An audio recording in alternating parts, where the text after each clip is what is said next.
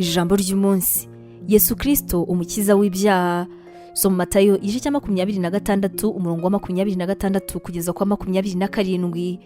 Umusaraba urasanzwe mu mico yacu ku buryo abantu benshi batanatekereza kabiri iyo bawubonye mu rusengero, ariko kandi kubw'amahirwe iyo tubitekerejeho tubasha kubona yuko ari ikimenyetso kandi ko ari ikintu gikomeye cyagize kinini gihindura mu buzima bwacu. Dutangirana byanditswe kera mbere yuko Yesu avuka.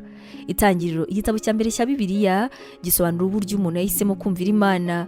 Kubera yuko Adamu na Eva bari imbuto babujijwe, abakomokaho bose bavutse munsi y'umuvumo w'urupfu, barazwe kamere y'icyaha. Mu Balewi, amategeko y'Imana ku gihugu cy'Abayahudi harimo no kubahiriza Yom Kippur. Uyu nguyu akaba ari umunsi buri mwaka Abayisirayeli birizaga ubusa, bagasenga kandi bagatamba itungo nk'impongano y'ibyaha.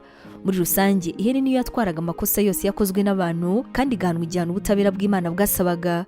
Nyuma y'ibinyejana byinshi, Yesaya yahanuye yuko umukiza azahanagura ibicumuro burundu. Soma Yesaya igice cya 55 umurongo wa 5 umurongo wa 8, ndetse usome n'Abaheburayo igice cya 7 umurongo wa 27. Nyuma y'indi myaka 700, Yohana Umubatiza yavuze yuko Yesu ari umwana w'intama w'Imana uzakuraho ibyaha byose by'isi. Soma Yohana igice cya 2 umurongo wa 29. Yesu yari yaje nubwo yaratandukanye rwose n'ibyo abantu bari biteze. Akinaza, uburyo abantu bamwanze banasabye yuko abambwa. Muri rusange, Imana yatanze amategeko 613 abinyujije muri Mose. Muri ayo yose nta n'umwe muri twe ushobora gukurikiza neza amategeko 10. Mu by'ukuri, impamvu imwe yaduhaye amategeko ni ukutwereka yuko dukeneye umukiza. Soma Zaburi igice cya 19 umurongo wa 7, Abagalatiya igice cya 3 umurongo wa 24. Tekereza kuri aya mategeko. Ubutumwa mwabuteguriwe kandi mwabugezwagaho na Nibintije Evangelical Ministries International, ariyo magambo ahinnye izwi nka NEMI.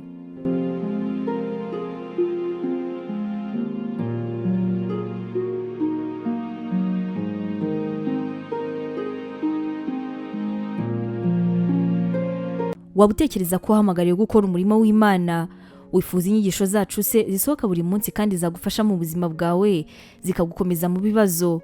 Wumva wifuza kwiga teolojiya ukamenya ijambo ry'Imana, intwaro yagufasha mu buzima? Duhereye kuri iki kibazo cya nyuma, niba igisubizo cyawe ari yego, ngufitiye inkuru nziza cyane. Tugufitiye ishuri rya teolojiya kandi wigira ku buntu.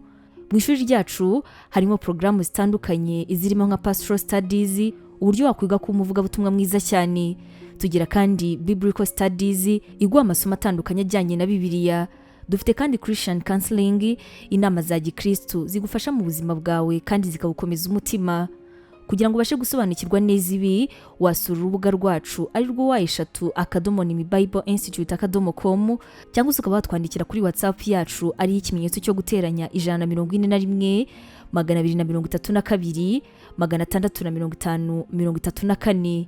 Twishimiye kuzaganira nawe ku byerekeranye n'ijambo ry'Imana.